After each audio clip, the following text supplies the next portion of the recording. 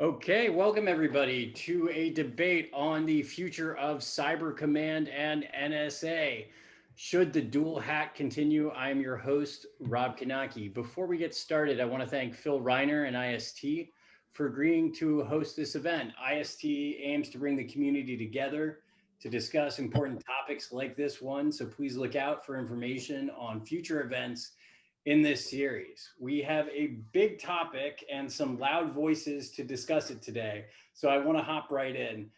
The goal here is, if you saw the Twitter feed that started this, I want to have what we call a McLaughlin group debate, where friends disagree agreeably, where we will surface the issue, we will talk about it, people will be opinionated, they will disagree, and we will do it in an entirely unscripted and unrehearsed manner. Our panelists know what the topic is, but I've not provided them a set of questions to begin with. And we didn't even do one of those DC typical pre-event plans where we figure out what we're going to say. Also, like John McLaughlin, I plan to be anything but a neutral moderator here, so this should be fun. Final caveat. The views that everybody's going to express here are the views of the panelists. They don't represent any of their organizations that they work for now or have worked for in the past. They may not even strongly be held by our panelists. This is meant to be informative, it is meant to be interesting, and it is meant to be fun. They are allowed to be wrong, and I will tell them when they are. Also, I should say, since we are discussing sensitive topics in a public forum, you may see panelists who decide they're not going to answer a question or have to take a minute or two to sort out what in their brain is classified and what is not, and then they will respond. So we will allow for that. So the topic today is SolarWinds and ending the dual hat between NSA and Cyber Command. Since its founding in 2010, Cyber Command has been led by the director of the NSA. Is now the time to end that arrangement? To explore the topic, we have an amazing lineup, including Erica Borgard of the Atlantic Council, who previously served as a professor at West Point and did a stint at Cyber Command. We have Bryson Bort, CEO of Scythe, an attack emulation platform, a senior fellow at the R Street Institute, and a former Army officer that did undisclosed spooky things. We have Susan Hennessy, a senior fellow at the Brookings Institution, editor at Lawfare, and a former attorney at the NSA's General Counsel Office. And last but certainly not least, J.D. Work, a professor at Marine Corps University and Columbia University, who has worked for almost every member of the intelligence community in his 20-year career. So with that, let's jump in. All right, issue one, SolarWinds as an intelligence failure.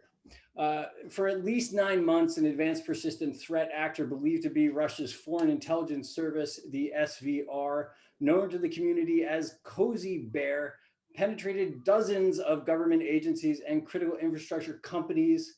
Some have labeled this a failure by the intelligence community to detect and provide intelligence and warning back to the private sector and to federal agencies. So the question, was this an intelligence failure? Should we expect NSA to be able to track adversary activity like this and provide INW to federal agencies and the private sector? So I want to start here with Susan. What's your view on this?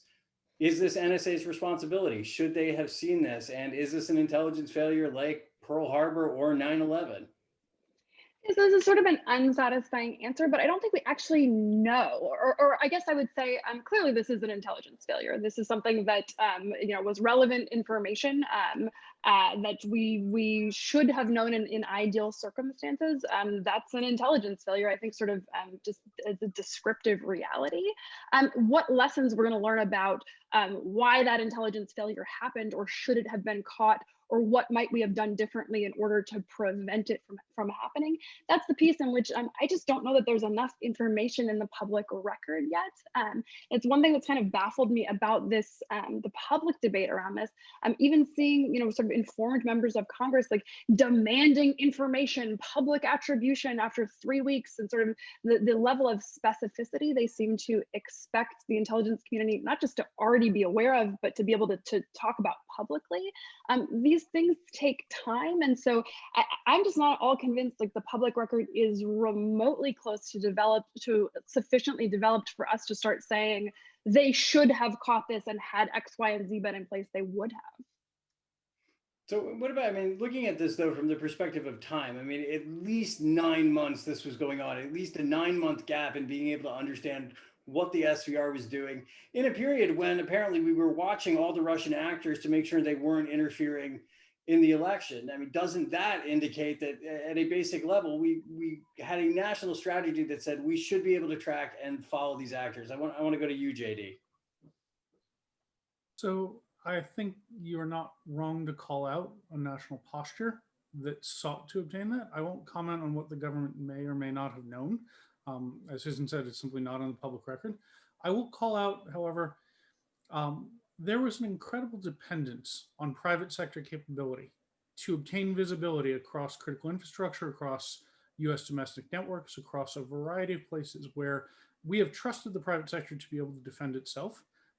They have developed that capacity, frankly, in the abdication of government support in many ways. We have an entire market, an entire industry that has grown up because the US government cannot be relied upon to give them that support on a routine basis in prior cases and prior years. And unfortunately, the adversary has become very well aware of that private sector capability. Much of what we have seen reported from the private sector response to this widespread intrusion set has been highlighting the features by which that adversary sought to exploit gaps in visibility, weaknesses of process, and frankly, some of these sustained challenges in campaign tracking that have been developing, particularly over the past, call it 18 to 36 months, as the capacity for industry has been strained by a volume and velocity of a variety of threats, and been strained by a new set of demands that, frankly, perhaps we've put too much on the private sector, and perhaps we rely too much upon that and have come to think that that will save us in ways that are otherwise challenging. And ultimately, I think the locus of that failure is both in the way in which the private sector organizations were unable to carry on with that burden, but also in which the ways in which the government relied upon that, perhaps inappropriately. So I want to bring in Erica here, and I think the question that you're getting to is essentially, okay, we have the intelligence community, and they're out there, they're looking for these threats. Then there's the fact that the private sector is largely defending itself, and possibly in between the two, we have this idea of persistent engagement. So this is sort of issue 2, persistent engagement. Cyber Command theoretically is supposed to be out there defending the United States, defending critical infrastructure and federal agencies through Defend Forward, through using offensive capability. The possibility here is that it was clearly an intelligence failure, but it may have been an intelligence failure to observe the adversary, or it may have been an intelligence failure in that the dots were not connected and information wasn't shared with Cyber Command to disrupt it. So Erica, let's talk here about Cyber Command. Should they have been able to see and thwart this attack? Is it a reasonable expectation to look to Cyber Command for this kind of capability? So I think, and I'm not going to take credit for this initial observation. I think it was Josh Rovner who tweeted this, but if it wasn't him, I apologize to whoever it was who made this observation. But the fact that we're even sort of wondering whether a combatant command is responsible or somehow contributes to this kind of intelligence failure, I think is really interesting that that's where we would go. And I think it illustrates how there's been so much public discussion about what persistent engagement is and what Defend Forward is, and even the use of those terms interchangeably, when it's not clear to me that that's ever been well defined publicly, and that therefore we can then infer from this incident that, oh, this represents a failure of either of those concepts or both of them or whatever, depending on how you define them. So, from my perspective, and this is just sort of my understanding, which differs from how other people understand these concepts and how they've been described in different contexts and by different people, Defending Forward, which Cyber Command implements through its concept of persistent engagement, is defined by adversary-oriented campaign plans that are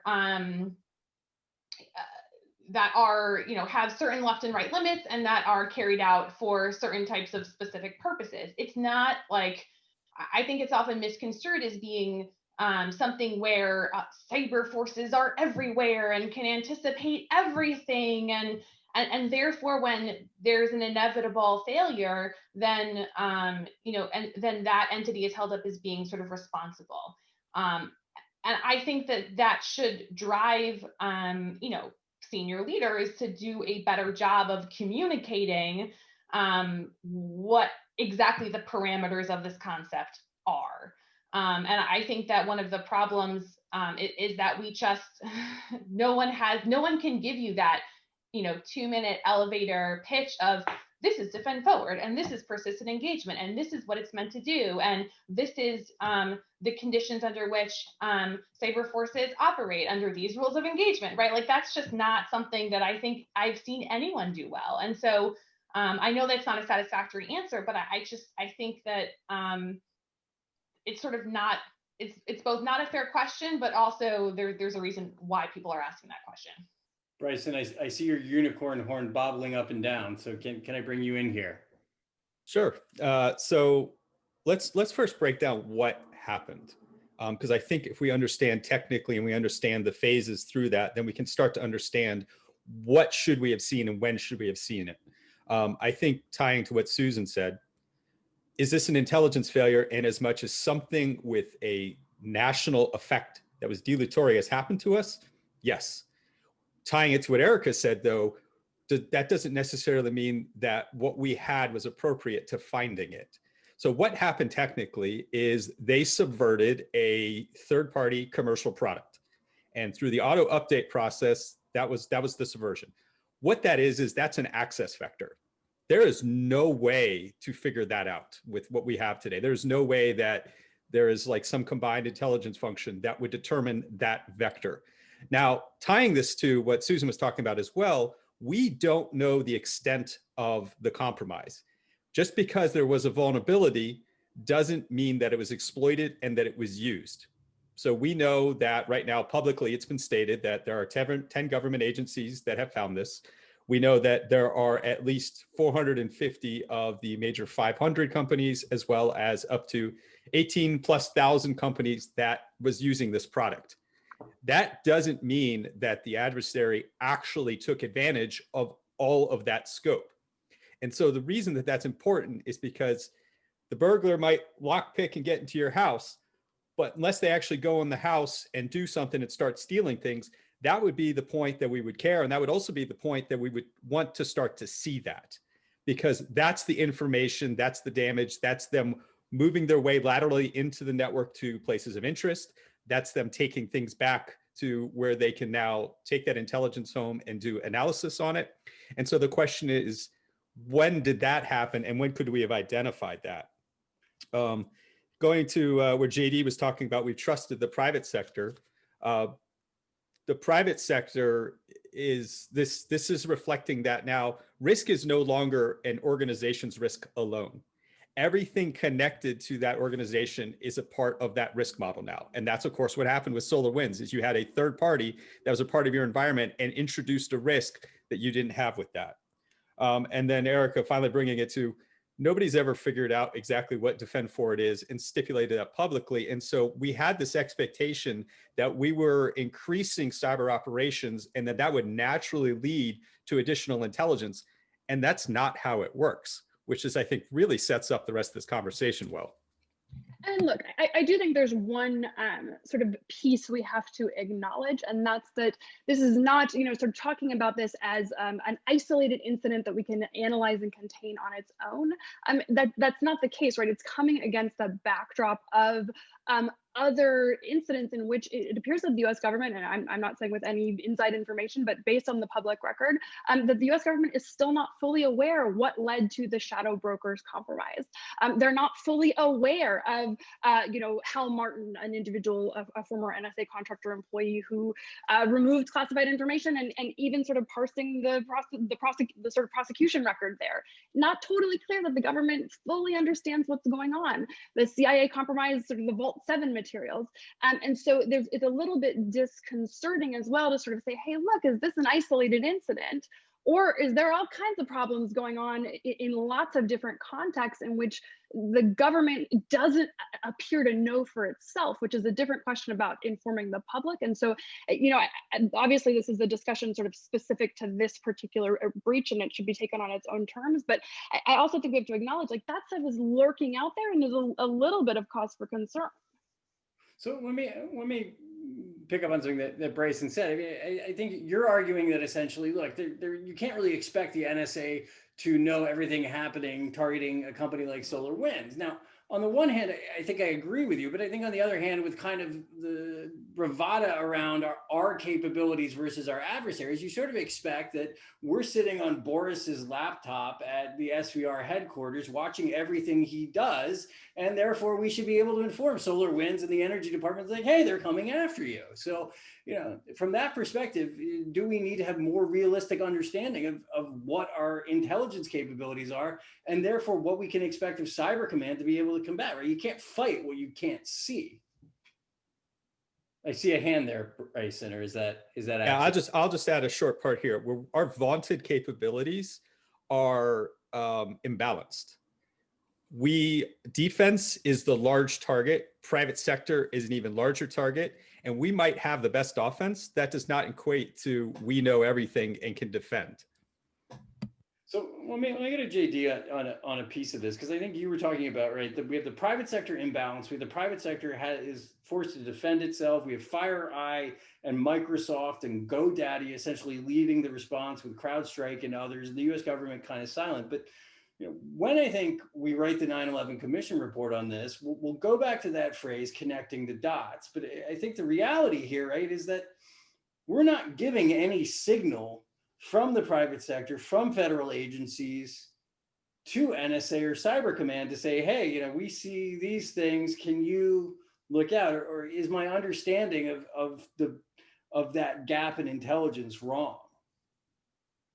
So there are some limitations to how much the federal government can understand from the private sector. A lot of these things are locked up under non-disclosure agreements, under incident response restrictions, litigation concerns, all things that are proper and right for the private sector to be concerned about. For me, the signal that actually mattered as much links both to how we expect persistent engagement to play out, but also how we understand adversary capabilities to evolve and change over time.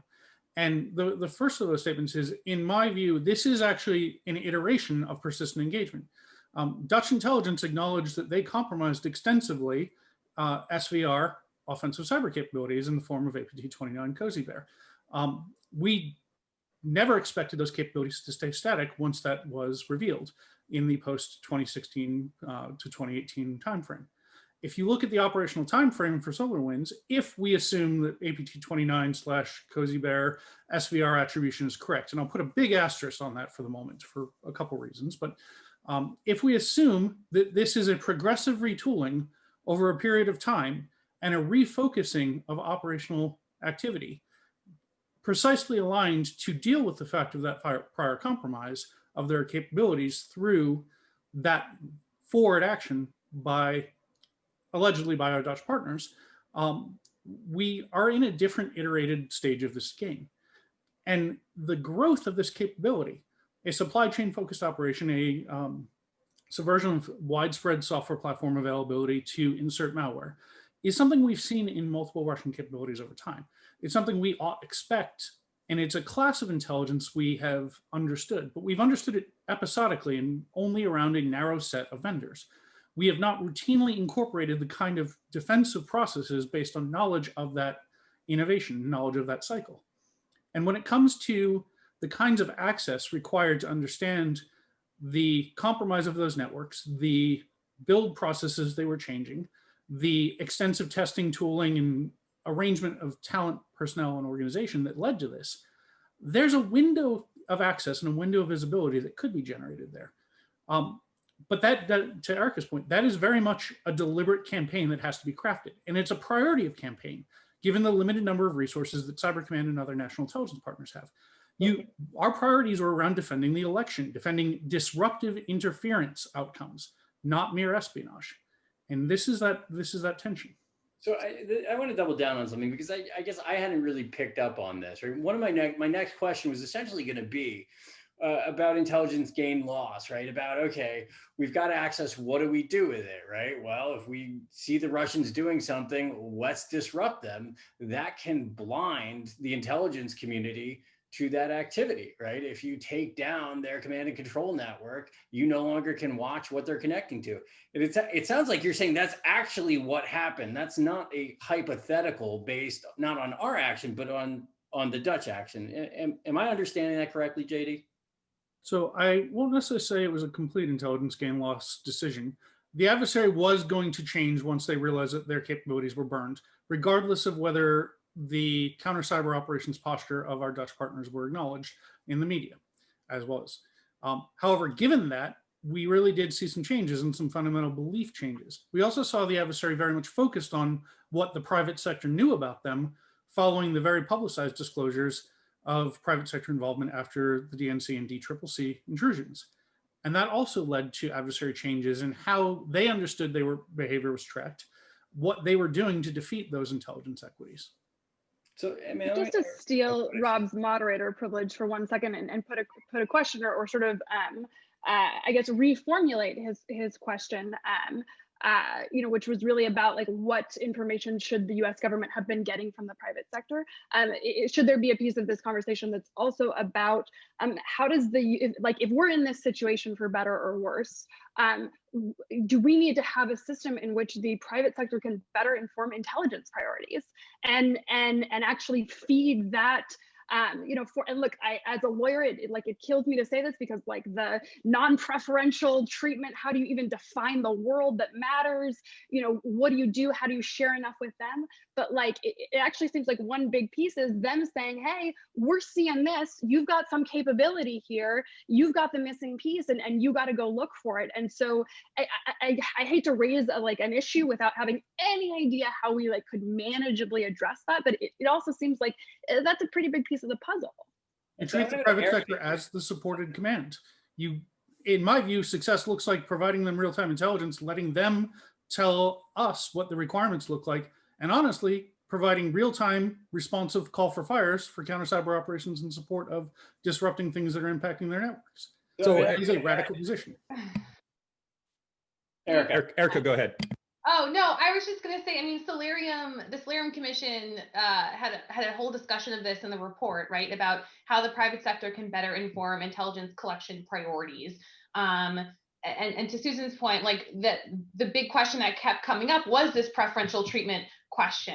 And, ultimately, and I'm not a lawyer, so I don't certainly have the same expertise that you do, but, at the end of the day, the commission's opinion was that, was sort of that's not a non-issue, that is a non-issue, right? And came out emphatically in support of that idea, not as much in support of the second part of what JD was saying in terms of the private sector being able to call for sort of counterfires at will, but certainly the idea that you have to bring in the private sector to help inform collection requirements.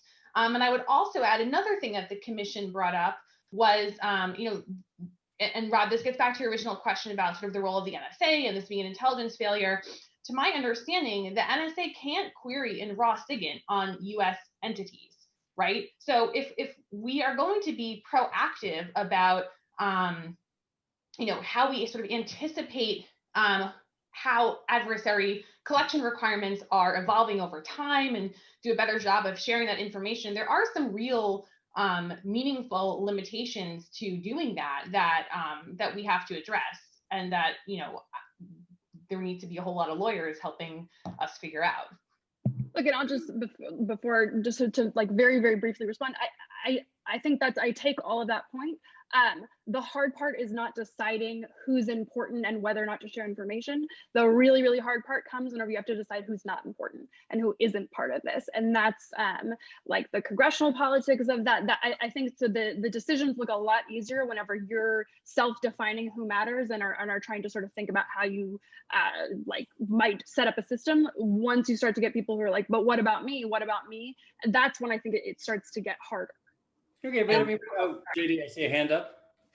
Very quickly, in this case, the adversary defines who has skin in the game. We see the pain points in very different ways over time.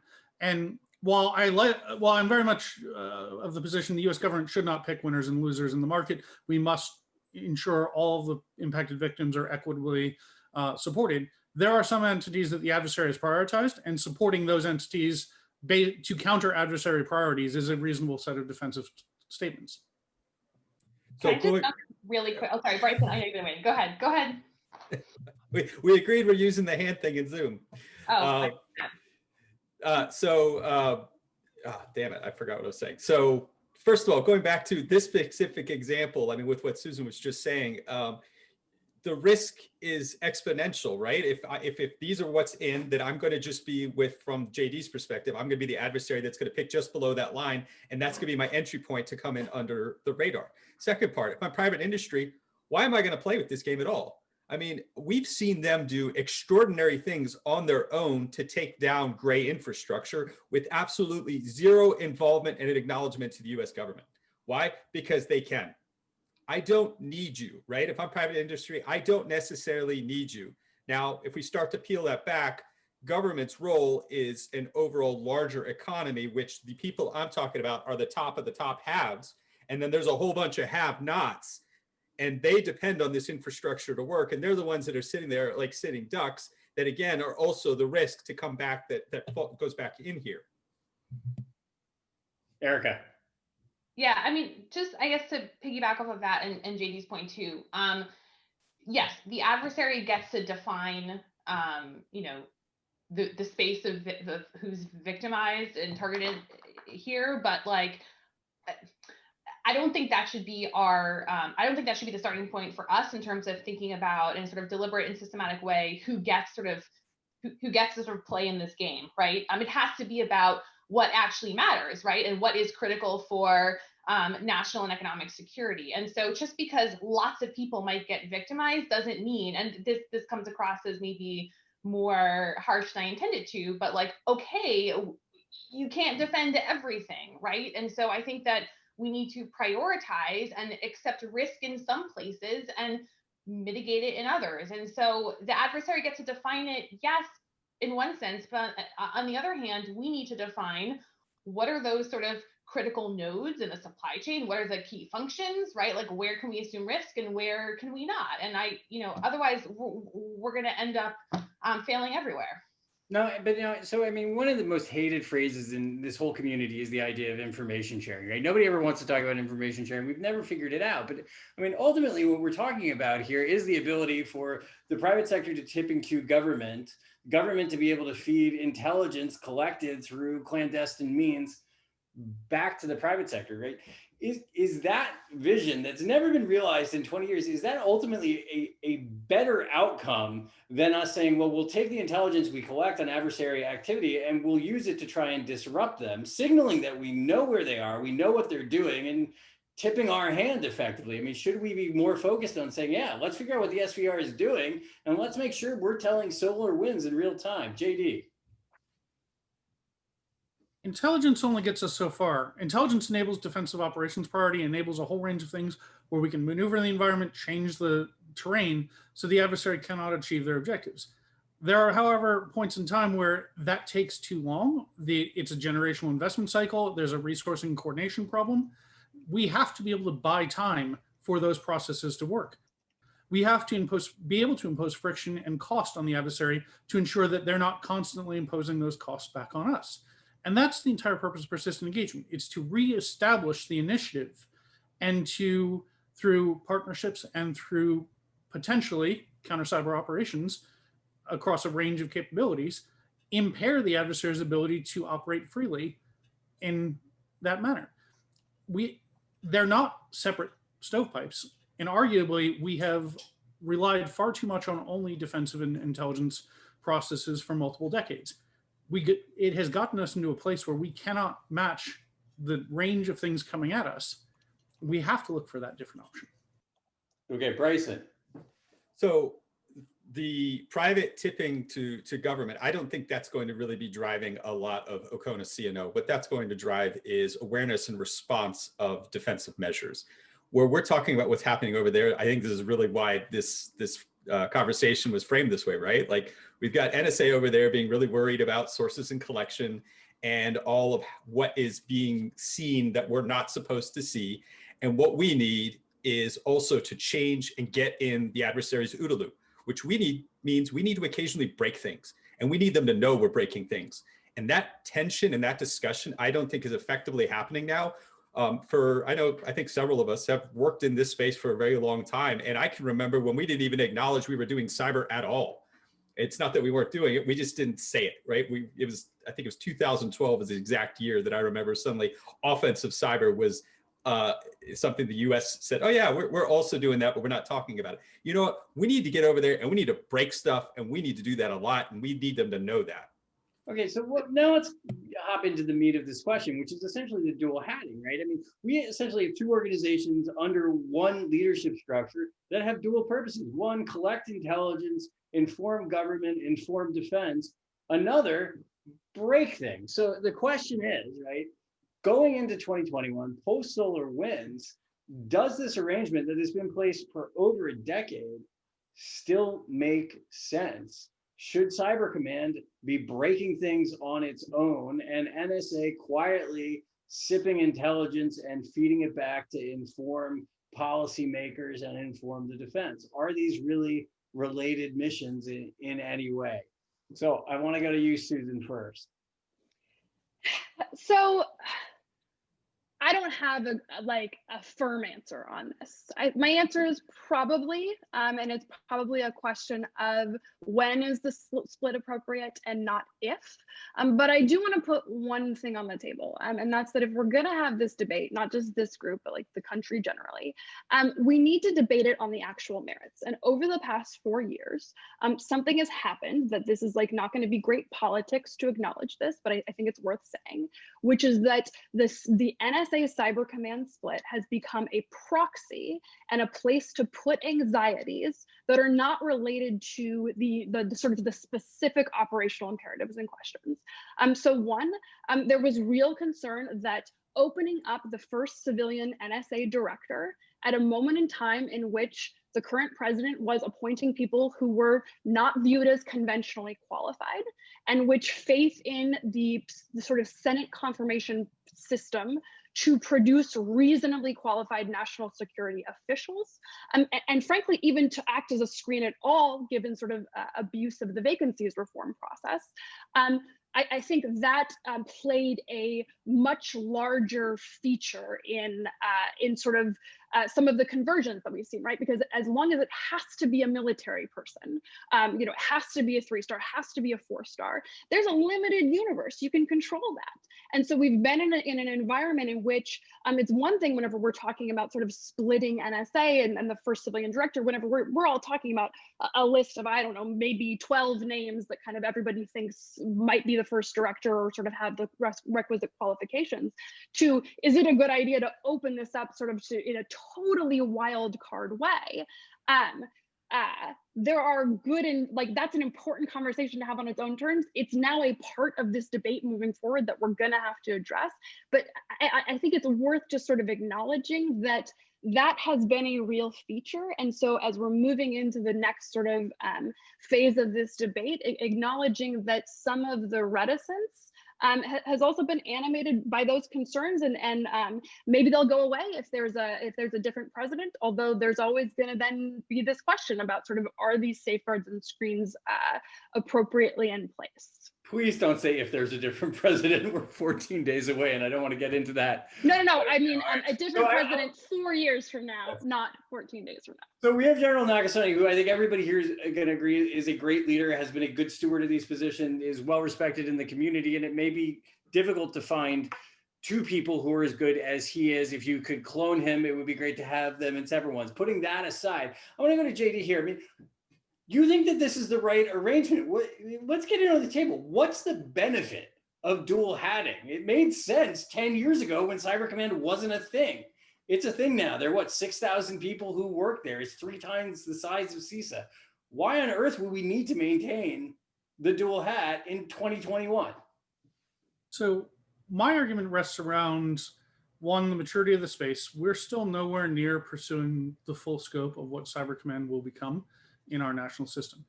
It's been widely acknowledged we built Cyber Command in a very different way when we first created it as a nation, and we are asking it to do things very differently since we've created a new doctrine for persistent engagement in pursuit of the strategy of defending forward. We don't know what that will look like in its full maturity. But more importantly, in our system, combatant commands have the ability to request things from services and have the ability to request things from the rest of government very uniquely. And we've seen in other mission areas, particularly the conventional kinetic domain, that this is a rapacious need. We cannot generate enough carriers to meet all of the combatant commanders' desires for carriers in their AO. Likewise, we will not be able to generate enough cyber capacity, either defensive or offensive, to meet the demands that a combatant commander will have, period. It's simply that rapacious need never goes away. Ensuring that the primary capacity generation of intelligence and certain other capabilities in the form of NSA is working incredibly closely with that combatant commander and working very closely with the combatant commander as the primary endpoint for that service level generation is an incredibly important part of our system, at least so long as Goldwater Nichols exists. For me, that is the defining reason why that dual hat needs to continue. Otherwise, we set up a set of tensions.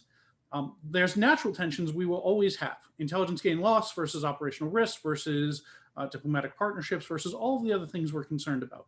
Arsenal management concerns.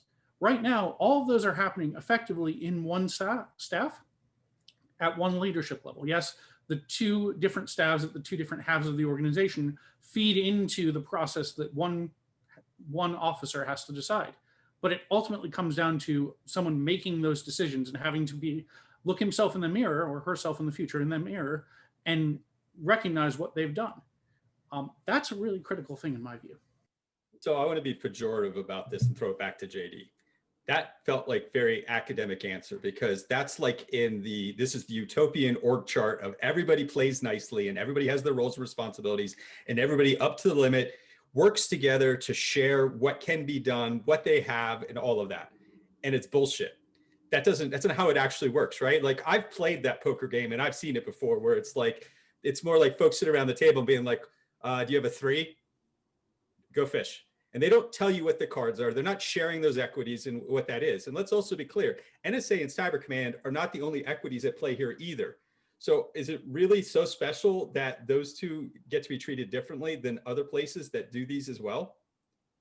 I want to go to Erica here. I mean, Erica, I guess the question is this, right? Okay, we're talking about there's this dependence and there's this need, what JD called a rapacious need. I mean, what about the alternative here? Cyber Command saying, yeah, we'll create our own access, we'll have our own awareness, NSA will collect intelligence for needs that go well beyond cybersecurity, counterproliferation, counterterrorism, diplomatic intelligence, you name it. Cyber's only a small piece of what NSA does.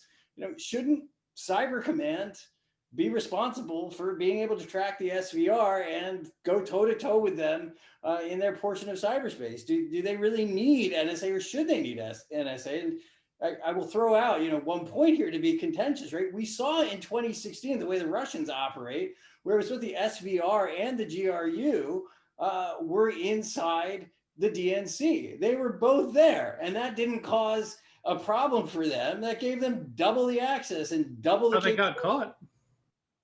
Yeah, so, I don't know that it didn't. I don't know that we know that it didn't cause a problem, and I think there's a really interesting story that we're never going to know enough about in terms of sort of bureaucratic competition between different intelligence and military services, within our adversaries. But to get to your question, I mean, I think JD makes an important point about Goldwater Nichols and what it means to be a combat support agency. Although I would caveat his point and say that, and because I concur with Susan that it's a matter of when, not if. Right? Like, it's going to happen. And so the question is, how can we ensure there's a sort of deliberate process such that the separation happens sort of in the right way and takes into account the right equities and the right concerns? And I do think the combat support agency role is one of those really important concerns. And so how do you institutionalize that sort of that mechanism when you no longer have the sort of natural, albeit perhaps overly idealized depiction of it, right? Where you have a single individual vested with both authorities. The other thing is that Congress has weighed in on this twice, right? In the 2017 NDAA and again in the 2020 NDAA, and stipulated in law, here are the conditions that have to be met that the chairman of the Joint Chiefs and the Secretary of Defense have to certify to Congress in order for this split to take place. And so for me, you know, I think that what this means is we need to figure out, and I use the we sort of very broadly, right?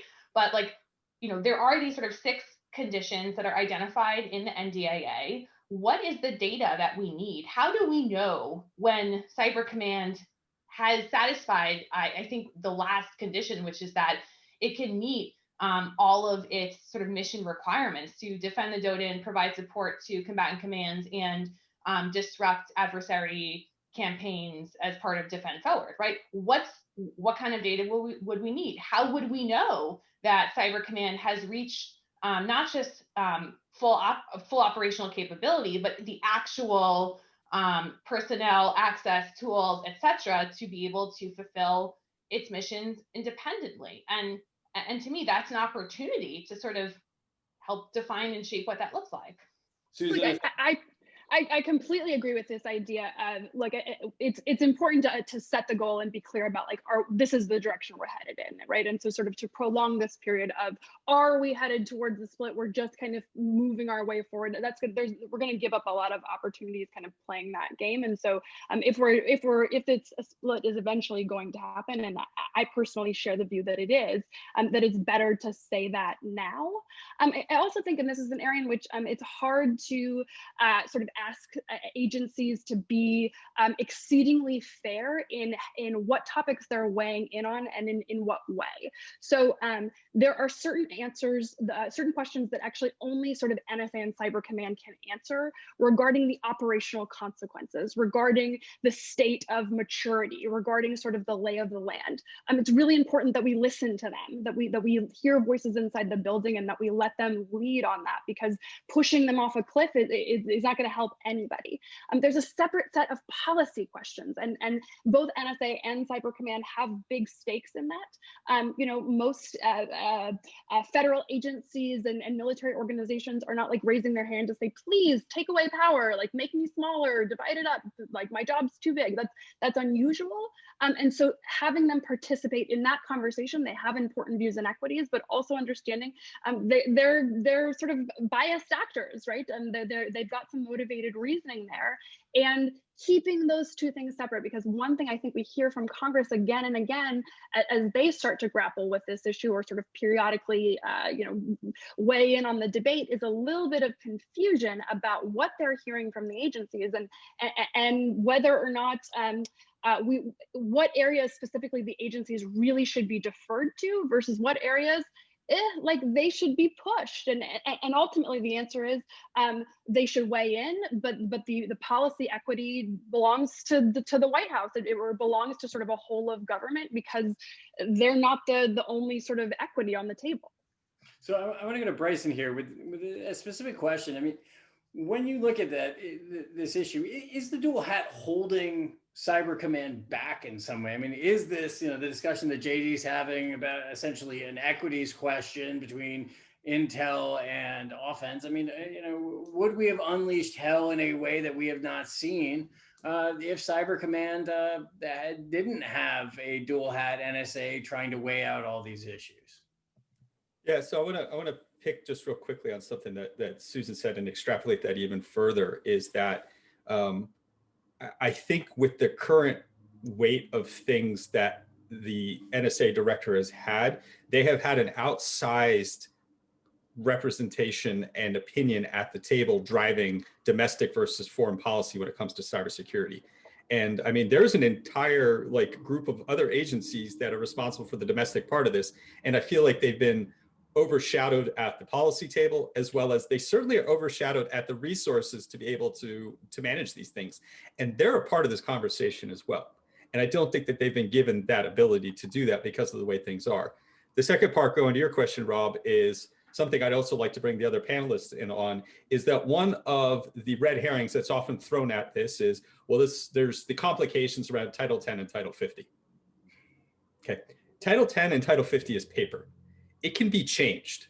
There is no reason that the current legal framework has to be the framework that we continue to operate on. I mean, if we're going to be talking about something as weighty as splitting out NSA and Cyber Command, well, I think we should put all the cards on the table and look at, is Title 10 and Title 50 appropriate, and how should those change, or what additional things can we do so that they can accomplish the goals that we want them to accomplish.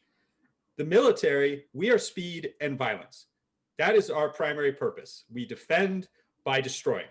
Don't ask us to do anything else. We will not do it as well as that. It's not that we can't do other things, but that's what we're really good at.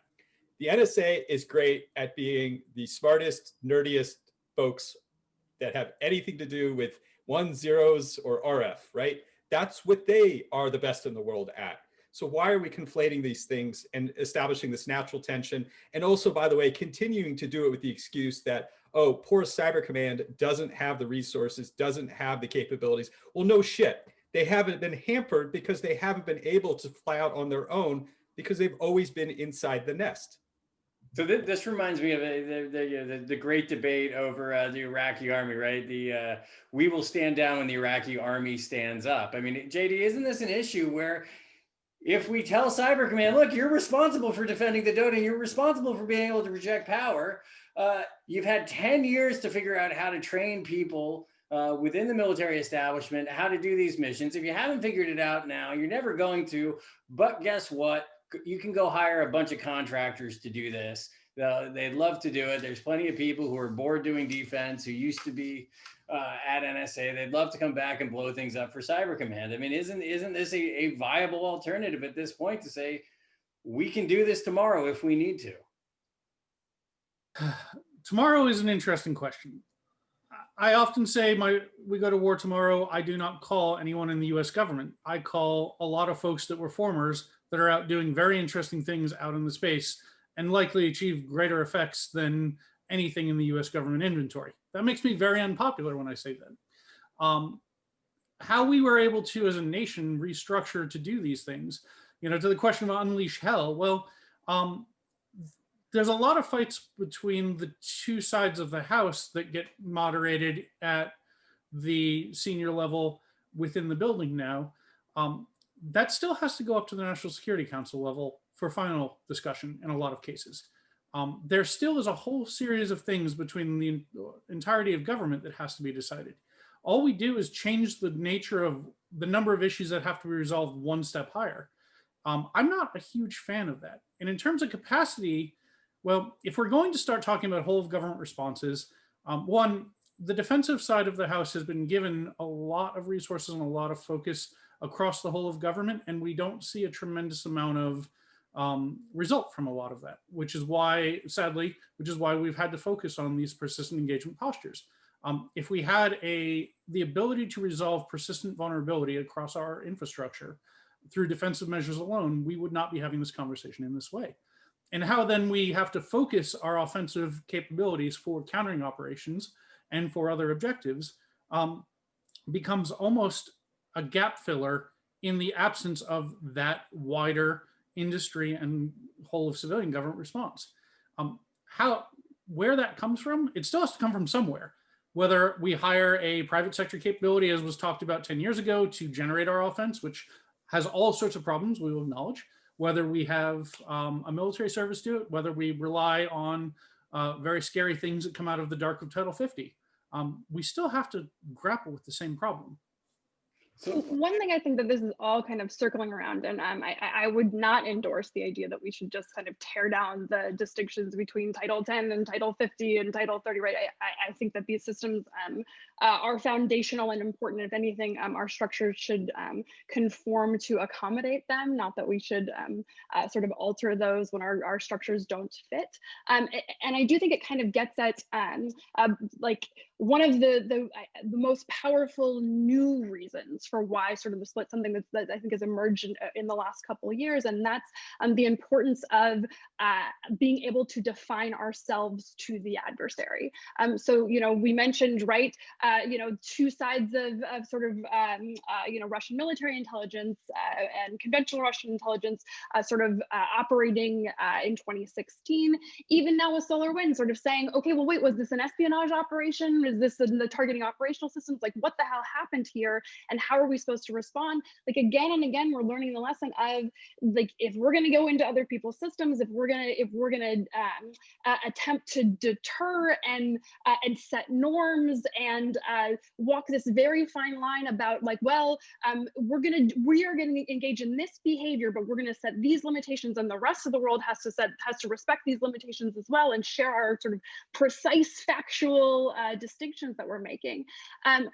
Having separation, being able to really be clear about who is doing what, like the messaging importance of that, if anything, just seems to get more and more important. And like the illustration, I feel like we're learning that lesson again and again. And that's something that I would have, you know, sort of 5 or 6 years ago thought like, yeah, all right, like, yeah, that's a good important thing, but kind of dismissed it as secondary to just the pure operational considerations.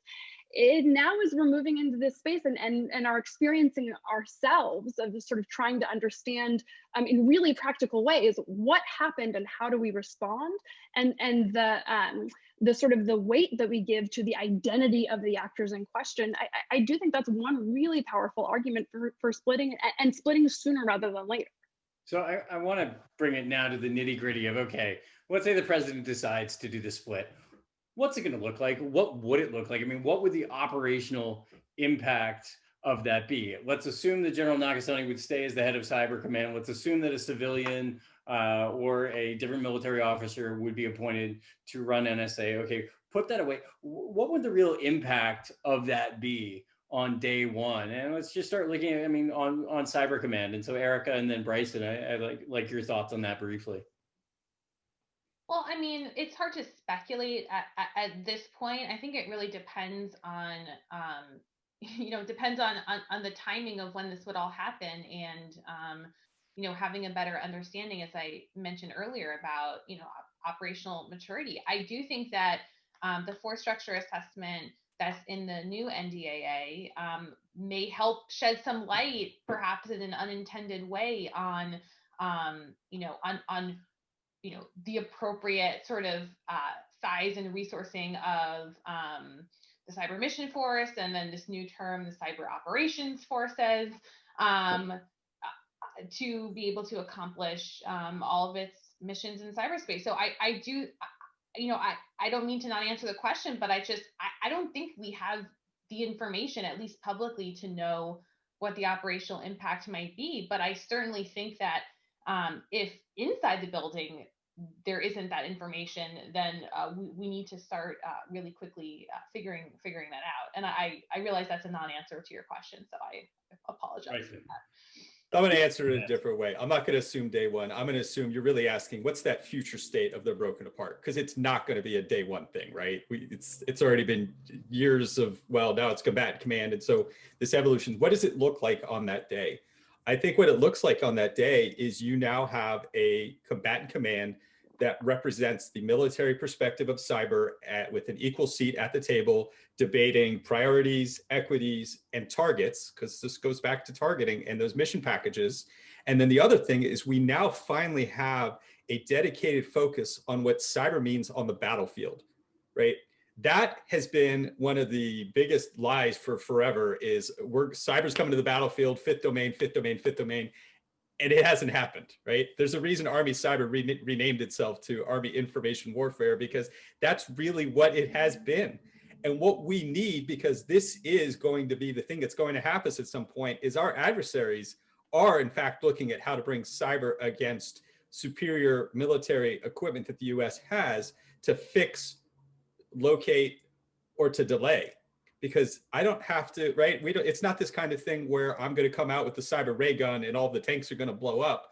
But it could be something like there's an action that China's been planning in South China Sea, and through this means, to kind of, you know, channel a little bit of P.W. Singer here, I find a way to just delay naval forces for 12 hours, right? That's the next big thing that's coming, and our adversaries are planning for it. And I don't think we've had that focus of bringing our own offense and defensive perspective from that military application on the battlefield, not just, hey, we're going to be playing around with SVR or GRU. Okay, so thank you for the book plug. I realized I've been covering the book the whole time, but the fifth domain, there it is. Appreciate it, Bryson. All right, so I want to do a quick lightning round. First, question that came in from the audience, suggestion came in from the audience. Are we thinking about the split wrong? Should the split be take the NSA offense, take Cyber Command offense, put them in one organization, take the defense, the Cyber Directorate, Cyber Command's protection of the DODIN, put it in another one? Is that a different way that we should think about it? Bryson? No. JD? Unfortunately not. We've learned that offense and defense are so closely intertwined. We need to have both voices. Erica? No. Susan? Yeah, just to put a finer point on it, I think that's a solution that preserves all of the bad parts and none of the good.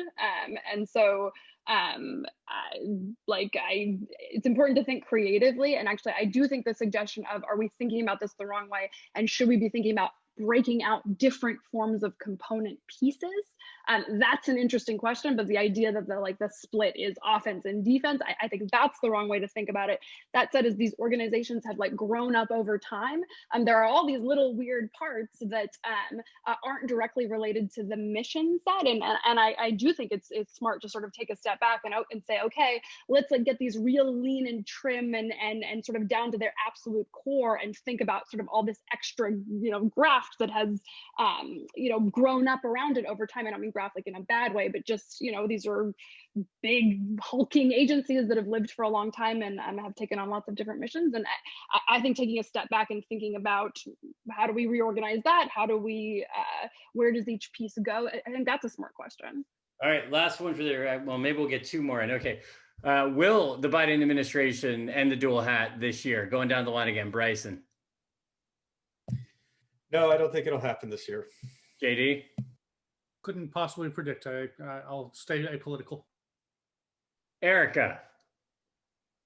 So I think it depends how you interpret the question. Will the Biden administration end it this year? My guess would be that this is a part of the sort of review process of an incoming administration. So I certainly think the question's on the table. Susan? Yeah, so the difference between making the decision that it's going to happen versus actually putting it into effect, I think it's a lot more plausible that they would make the decision.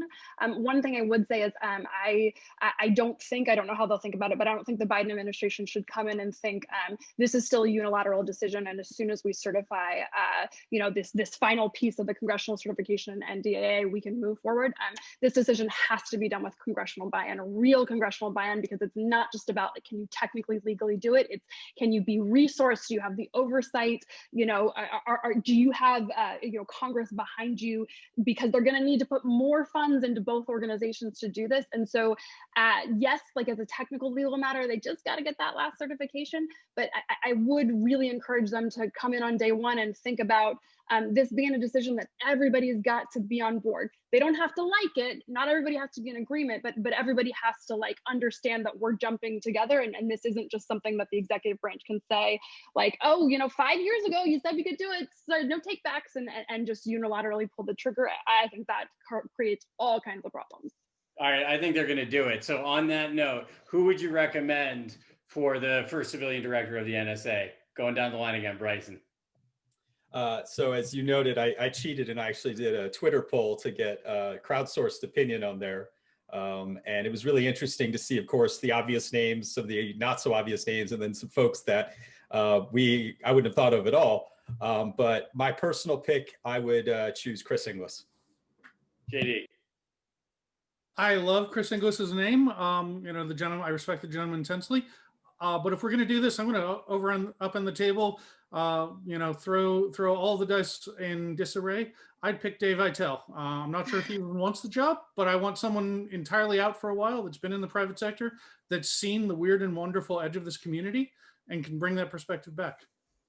Erica. So I don't have an opinion on a specific person, but I guess I'll disagree with JD in that I do think it should be someone who has a lot of credibility inside the building. The first civilian director of the NSA should be someone who has a lot of experience, who has the network and the trust and the sort of bureaucratic know-how and sort of institutional knowledge that will be important for this initial role. So Erica Borgard on the record, not Dave Eitel. Okay, Susan Hennessy. I'm not going to be dumb enough to put a single name on the table, but a little bit to echo Erica. One thing, look, this is going to be a hard transition, and like the gum and duct tape that's actually going to hold this together are going to be personal relationships. And so, while there's lots of arguments for like outside perspectives and technical expertise and all sorts of things, I think whoever it's going to be for the first, because they're going to have to play this really unusual role of sort of helping each agency separate. We have to prioritize knowledge of the building, really, really strong relationships, along both organizations, strong relationships with Nakasone.